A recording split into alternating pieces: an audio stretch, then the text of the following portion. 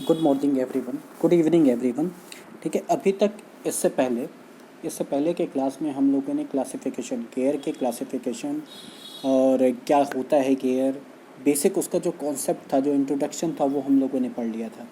अब आगे हमें क्या पढ़ना है कि गेयर टर्मिनोलॉजी, मतलब गेयर में कौन कौन से टर्म यूज़ होते हैं, हम उनके बारे में पढ़ेंगे। ठीक है, तो सबसे पहला टर्म हमें यूज़ होता है पिच सर्कल। ठीक है, पिच सर्कल क्या है? It is an imaginary circle in the gear where pure rolling motion is observed when mating gears were transmitting power।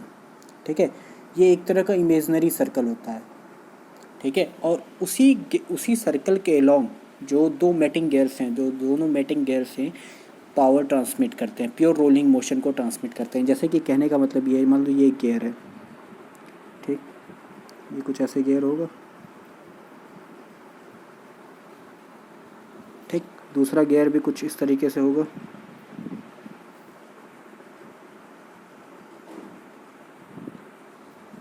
यहाँ से ऐसे। तो ये जो एक बीच में ऐसे सर्कल होता है, जिस सर्कल के लॉन्ग एक इमेजनरी सर्कल होता है, मतलब एक्चुअल फिजिकली ये प्रेजेंट नहीं होता, लेकिन उस सर्कल के अलावा हम उस दोनों बॉडी को हम ये एज्यूम कर सकते हैं कि वो सर्कल उस सर्कल के अलोंग ये दोनों बॉडी प्योर रोलिंग मोशन को ट्रांसमिट कर रही हैं, प्योर रोलिंग मोशन उनके बीच में हो रहा है। ठीक है, अब जैसे कि यहाँ पे ये देखोगे कि प्योर रोलिंग मोशन हो रहा है, और being an imaginary circle it can not be a physical characteristic of the gear, but being most important circle it is one of the biggest specification of gear. The size of any gear, ये चीज़ याद रखना, the size of any gear is specified by the diameter of pitch circle. देखो तो कि ये physically वैसे तो ये प्रेजेंट नहीं होता, बट किसी भी गियर अगर हम मार्केट में जाते हैं तो किसी के अगर हमें कोई भी गियर खरीदना है तो हमें यही बताना पड़ता है, उसके पिच सर्कल को ही डिफाइन करना होता है कि हमें इस पिच सर्कल साइज़ का, इस पिच सर्कल रेडियस का हमें गियर चाहिए। ठीक है, पिच सर्कल रेडियस का गियर चाहिए, और उसको अगर हम फिगर में देखें, ठीक है, अगर उसको हम फिगर में देखें तो कहाँ पे होता है, ये अब हम अभी देखते हैं। ठीक है, ये हमारा टूथ है, ये हमारा सबसे नीचे का बेस है। ठीक है, इसको, ठीक है, बेस सर्कल नहीं, इसको क्लियरेंस सर्कल या रूट या डेडेंडम सर्कल, क्लियरेंस सर्कल इसमें दूर। ठीक है, ये हमारा तीत है, गियर का जो तीत है। ठीक है, और वो सर्कल जो तीत के, ठीक है, एक बस इसमें देखो दो तीन तरीके के सर्कल्स आते हैं, दो तीन तरीके के सर्कल यूज़ होते हैं। एक तो पिच सर्कल, ठीक है, एक तो पिच सर्कल, एक एडेंडम सर्कल, एक डिडेंडम सर्कल। ठीक, फिर आता है तुम्हारा क्लियरेंस सर्कल,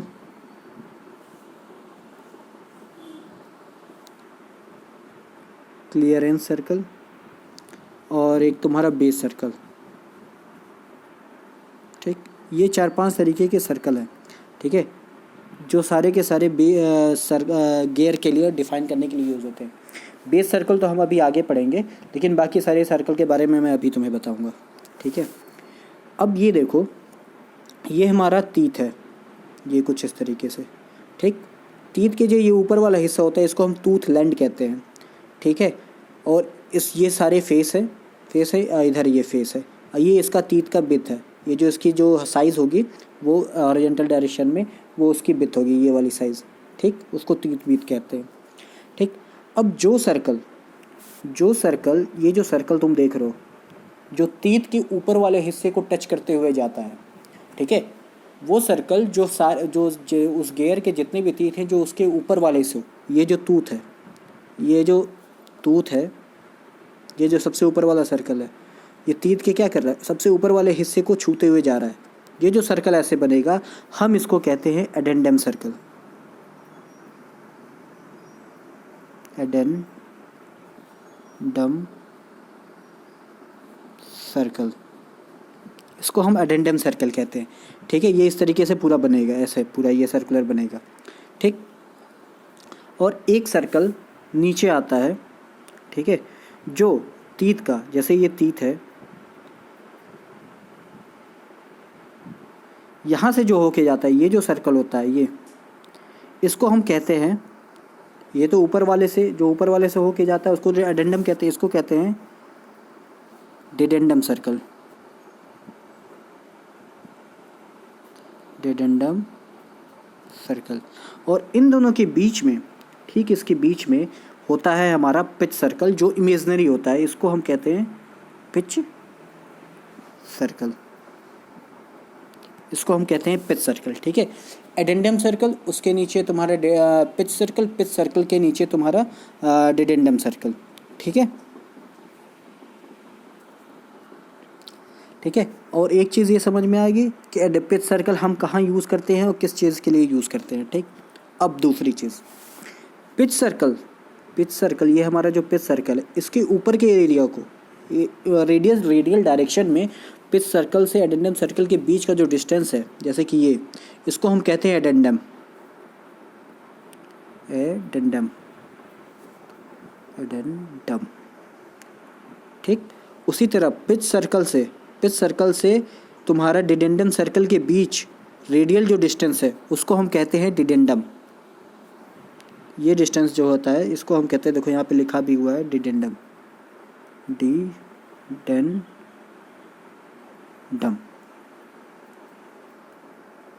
ठीक, इसको हम डिडेंडम कहते हैं, पिच सर्कल से डिडेंडम सर्कल के बीच के डिस्टेंस को।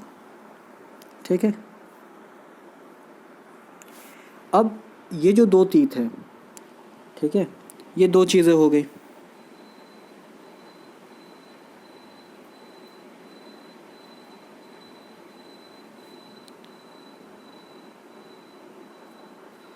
ठीक है, ये दो चीज़ें हो गई। ठीक, अब ये जो तुम्हारा एडेंडम हो गया, डिडेंडम हो गया। अब सर्कुलर क्लियरेंस सर्कल, तीसरी बात आती है क्लियरेंस क्या है और क्लियरेंस सर्कल क्या है। तो क्लियरेंस देखोगे, यहाँ पे मैंने लिख भी रखा है, the amount by which dedendum of a gear exceed the addendum of mating gear. ठीक है, the amount by which dedendum of the gear exceed the addendum of the mating gear is known as clearance. देखो, कहने का मतलब ये है, जब भी कोई गियर मेट करेगा, जैसे यहाँ पे अगर कोई भी गियर एक दूसरे से मेट करते हैं, ठीक, तो ये क्या है, इसका एडेंडम सर्कल। जब ये किसी और गियर के मेट करेगा तो वो उसके कहाँ पे आएगा, एडेंडम सर्कल पे, डिडेंडम सर्कल पे। तो डिडेंडम सर्कल से नीचे जो एक सर्कल होता है, ठीक है, डिडेंडम सर्कल से जो नीचे, उसके नीचे एक सर्कल होता है, उसको क्लियरेंस सर्कल कहते हैं। जैसे यहाँ पे या तो फिगर पे देख रहे होगे, ये जो है, ये लाइन को देखो, वर्किंग डेप्थ। वर्किंग डेप्थ क्या है, वर्किंग डेप्थ तुम्हारा एडेंडम सर्कल से लेकर और तुम्हारा क्लियरेंस सर्कल तक जो डिस्टेंस है, हम उसको वर्किंग डेप्थ कहते हैं। ठीक है, उसको हम वर्किंग डेप्थ कहते हैं। और उसके नीचे होता है हमारा क्लियरेंस सर्कल। क्लियरेंस बेसिकली इसलिए दिया जाता है ताकि दोनों जो गियर है, जो दूसरा गियर है, जो मैटिंग गियर है, मैटिंग गियर का किसी एक गियर का जो एडेंडम है, जो दूसरे के एडेंडम के नीचे ना जाए, क्योंकि वहाँ पे प्रोफाइल दूसरे तरीके की होते हैं, जो हम आगे पढ़ेंगे, इन्वॉल्यूट और नॉन इन्वॉल्व प्रोफाइल के बारे में पढ़ेंगे। उस चीज़ को वहाँ पे वो टच ना करे, क्योंकि अगर वहाँ पे वो टच करेगी तो प्रॉब्लम्स आ जाएंगे। ठीक है, इरोजन वगैरह के प्रॉब्लम आ जाते हैं। ठीक है, प्रोफाइल डिफरेंट होने की वजह से दिक्कतें होने चली जाती है। तो क्लियरेंस क्या है, क्लियरेंस है the amount by which dedendum of a gear exceed the addendum of mating gear, उसको हम क्लियरेंस कहते हैं। ठीक है, और ये देखो, टूथ स्पेस, टूथ थिकनेस, ये क्या है, देखो, जब भी टूथ स्पेस, टूथ थिकनेस क्या है, जो टीथ की थिकनेस है, जो टीथ की जो थिकनेस है along circular pitch, along pitch circle, pitch circle के अलोंग जो टूथ की थिकनेस है, पिच सर्कल अगर मान लो ये है तुम्हारा पिच सर्कल, ये है, इसके अलोंग जो टीथ थिकनेस आएगी, हम उसको टीथ थिकनेस कहते हैं। और इन दो टीथ के बीच का जो डिस्टेंस इसके अलोंग आता है, हम उसको कहते हैं टूथ स्पेस। और इन दोनों को कंबाइन कर दोगे उसी पिच सर्कल के अलोंग, तो हम इसको कहते हैं सर्कुलर पिच। इसको हम कहते हैं सर्कुलर पिच, जो अभी हम आगे पढ़ेंगे। ठीक है, अभी हम आगे पढ़ेंगे, उसको हम कहते हैं। लेकिन एक चीज़ ध्यान रखना, ये दोनों के दोनों पिच सर्कल के अलोंग है। पिच, ये सारे के सारे हमें सर्कुलर पिच जो कैलकुलेशन और टूथ थिकनेस का और टूथ स्पेस का जो कैलकुलेशन है, वो हम सारा का सारा हम किसके अलोंग करते हैं, पिच सर्कल के अलोंग करते हैं, ना कि एडेंडम या उसके अलोंग नहीं करते, सिर्फ पिच सर्कल के अलोंग करते हैं। ठीक है, ये इतनी चीज़ें थी। पिच सर्कल हो गया, रूट हो गया। रूट और एडेंडम एक ही चीज़ है, दोनों को एक ही कहते हैं। वर्किंग डेप्थ, वर्किंग डेप्थ क्या होता है? ठीक है, वर्किंग डेप्थ होता है एडेंडम सर्कल से लेकर, एडेंडम सर्कल से लेकर डिडेंडम सर्कल के बीच के जो रेडियल डिस्टेंस है, हम उसको वर्किंग डेप्थ, वर्किंग डेप्थ मतलब सिर्फ उसी डिस्टेंस में दोनों गियर एक दूसरे को मैट करेंगे, उससे नीचे नहीं जाएंगे। ठीक है, कहने का मतलब ये है। ठीक है, टोटल डेप्थ क्या होता है? एडेंडम सर्कल से लेकर क्लियरेंस सर्कल के बीच का यहाँ पे है, उसको हम कहते हैं टोटल डेप्थ। ठीक, फेस विथ हो गया, टू विथ, सारी चीज़ें मैंने इस फिगर की सारी चीज़ें मैंने समझा दी। ठीक, अब आगे चलते हैं। अब यहाँ पे आता है हमारा दूसरा चीज़। अब देखो, ये दो गियर हैं। ठीक है, एक गियर ये है, एक गियर ये दोनों का पिच सर्कल है। इन दोनों गियर का, एक ये है, एक दो ये, एक गियर, सॉरी, एक गियर ये है और एक गियर ये है। ये दोनों गियर के जो मैटिंग गियर्स है उनके पिच सर्कल है। देखो, यही पिच सर्कल है, इसीलिए इनको डॉटेड इसलिए दिखाया जाता है क्योंकि ये इमेजनरी है। तो ऐसी कोई भी लाइन, ठीक है, जो इन दोनों गियर, जो इन दोनों पिच सर्कल के टेंजेंट होगी, अब जैसे ये वाली लाइन है, उसको हम कॉमन टेंजेंट कहते हैं। ठीक है, और ये दोनों सर्कल जहाँ पे जिस पॉइंट पे एक दूसरे को टच करेंगे, जैसे यहाँ पे ये टच कर रहे हैं पॉइंट पी, ये क्या कहलाता है? P point. पी पॉइंट क्या है? ये पिच पॉइंट है, और ये किसी भी गियर के लिए हमेशा फिक्स्ड होता है, ऑलवेज, ये हमेशा ऑलवेज फिक्स्ड होता है, फिक्स्ड, ऑलवेज, ऑलवेज फिक्स्ड होता है। किसी भी दो गियर, कोई भी दो गियर एक दूसरे को जब मेट करते हैं तो उनका जो पिच पॉइंट होता है वो हमेशा फिक्स्ड होता है। अब कॉमन टेंजेंट, कॉमन टेंजेंट दोनों गियर, कॉमन टेंजेंट इसीलिए बोला गया क्योंकि वो दोनों के दोनों गियर के टेंजेंट होता है। वो जो कॉमन टेंजेंट है वो हमेशा इस पिच पॉइंट से होके गुजरता है। ठीक है, पिच पॉइंट से होके गुजरता है। यहाँ पे ये देखो लिखा भी है pitch point, fix point, common tangent at pitch point. Circular pitch, अब यहाँ से मेरे कुछ फॉर्मूले हैं। सर्कुलर पिच क्या होता है? If number of, if pitch circle diameter D है, along द, यहाँ पे देख लो along द, यहाँ पे pitch along the circular pitch लिखा है, along द ये पिच सर्कल होगा, along the pitch circle. Circular pitch हम किसके along कैलकुलेट करते हैं? along the pitch circle. ठीक है, ये याद रखना। पिच सर्कल डायमीटर अगर डी है, पिच सर्कल डायमीटर अगर डी है और नंबर ऑफ टी है, तो सर्कुलर पिच क्या हो जाएगा? Pi D by T.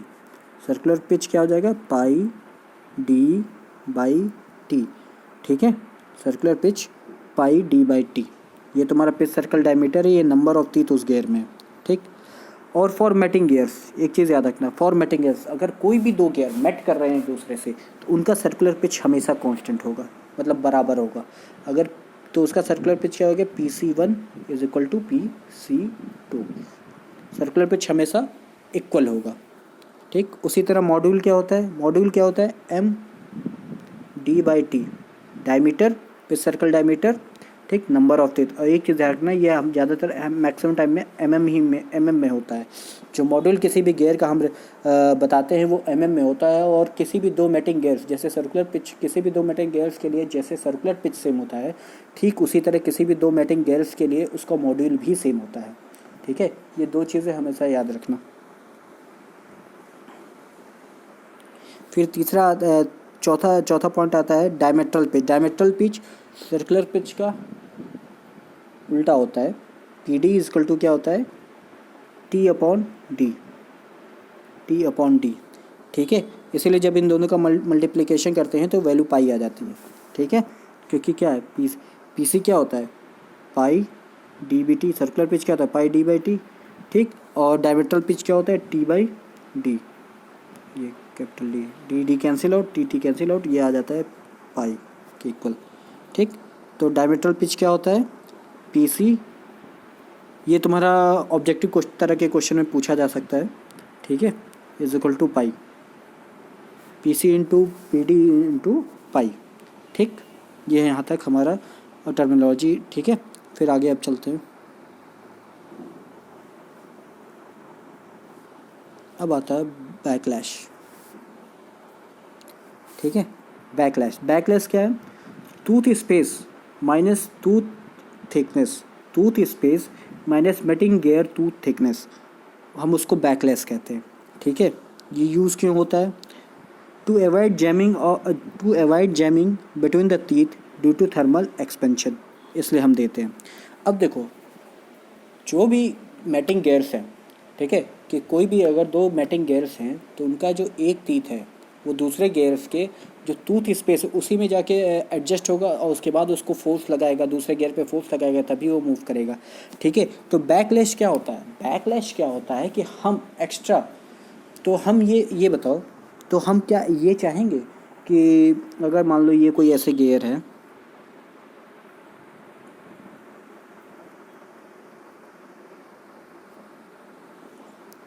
ठीक है, ये हमारा गियर है, ये क्या है? ये तुम्हारा अलॉन्ग, अगर सर्कुलर पिच देखोगे, पिच सर्कल के अलॉन्ग, तो ये क्या है? हमारा टूथ स्पेस है। ठीक है, इसी टूथ स्पेस में दूसरे गियर का जो हमारा गियर आएगा, टीथ आएगा।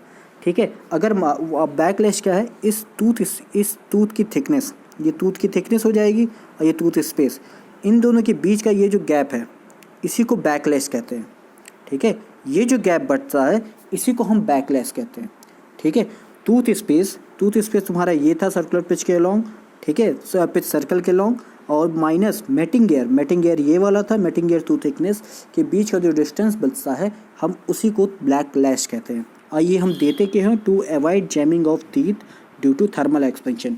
देखो जैसे जैसे हम वर्क करेंगे, देखो मेटल है तो धीरे धीरे वर्क जैसे जैसे वर्क करेगा तो जाहिर सी बात है कि हीट एनर्जी रिलीज़ होगी। हीट एनर्जी जब रिलीज़ होगी, हो सकता है कि मेटल एक्सपेंड भी करे, उस एनर्जी के रिलीज हीट की वजह से मेटल एक्सपेंड भी करे, तो हो सकता है थर्मल एक्सपेंशन हो गियर में।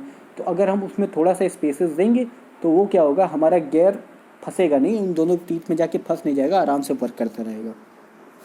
ठीक है, तो यहाँ पे ये बैकलैश खत्म होता है। फिर अब दूसरा आता है लाइन ऑफ एक्शन। ठीक है, प्रेशर एंगल। जब भी जैसे दो गियर हैं, जब भी दो गियर मेट करते हैं, ठीक है, जब भी दो गियर मेट करते हैं तो उनका पॉइंट ऑफ कांटेक्ट, जिस पॉइंट पे वो कांटेक्ट होते हैं वो तो चेंज होता है। पिच पॉइंट तो मैंने बताया था इससे पहले जो हमने पढ़ा था कि पिच पॉइंट तो फिक्स्ड होता है। ठीक है, जहाँ भी पिच सर्कल अपना मेट करते हैं वहाँ पे पिच पॉइंट सेम होता है जिस पॉइंट पे मेट करते हैं, लेकिन उनका जो पॉइंट ऑफ कांटेक्ट है वो हमेशा चेंज होता है, और पॉइंट ऑफ कांटेक्ट हमेशा चेंज होता है, और वो लाइन जो उस पॉइंट ऑफ कांटेक्ट से होके गुजरती है और दोनों के दोनों गियर के जो टिप की प्रोफाइल है उसके परपेंडिकुलर होती है, उसको हम कॉमन नॉर्मल कहते हैं। ठीक है, और उसी को लाइन का फोर्स, जो बॉडी एक दूसरे पे फोर्स लगाती है, गियर जो फोर्स लगाती है वो उसी के अलॉन्ग लगाती है। जैसे कि अगर ये बॉडी अगर ऐसे मूव कर रही है और ये बॉडी ये इसको इधर मूव करा रही है, तो इस पर ये वाला जो टीथ है इस पर जो फोर्स लगाएगा इसी कॉमन नॉर्मल के अलॉन्ग लगाएगा, और ये कॉमन नॉर्मल इन दोनों टीथ की प्रोफाइल के परपेंडिकुलर होगा, इसीलिए इसको कॉमन नॉर्मल कहते हैं। ठीक है, और इसी कॉमन नॉर्मल, ठीक है, यही कॉमन नॉर्मल और कॉमन टेंजेंट के बीच के जो एंगल होता है उसी को हम प्रेशर एंगल कहते हैं। ठीक है, ये तुम्हारा कॉमन नॉर्मल है, कॉमन नॉर्मल, और ये तुम्हारा कॉमन टेंजेंट है। ठीक है, इन्हीं दोनों के बीच के एंगल को हम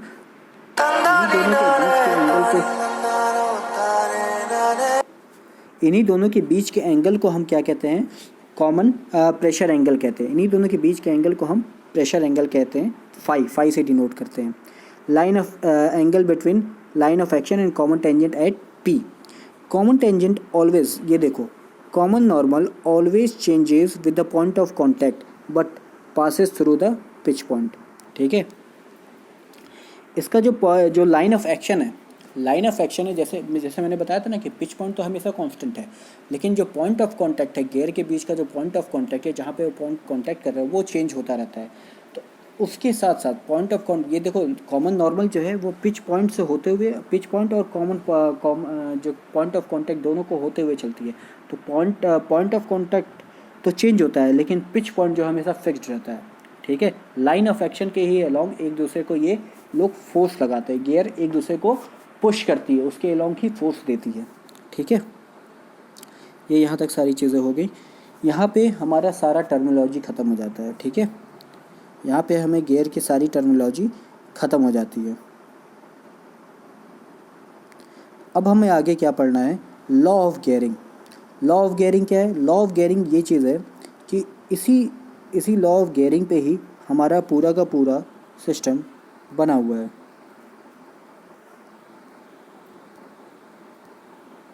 ठीक है। लॉ ऑफ गियरिंग पे ही हमारा पूरी की पूरी गियर जो है, लॉ ऑफ गियरिंग पे ही हमारा गियर वर्क करता है। अगर किसी गियर, कोई भी दो गियर अगर एक दूसरे से मेट कर रहे हैं, तो जब तक उन दोनों में लॉ ऑफ गियरिंग, जब तक वो दोनों लॉ ऑफ गियरिंग को सेटिस्फाई नहीं करते हैं, वो दोनों mating gears law of gearing को सेटिस्फाई नहीं करते हैं, तब तक हम उसे गियर नहीं कह सकते, ठीक है।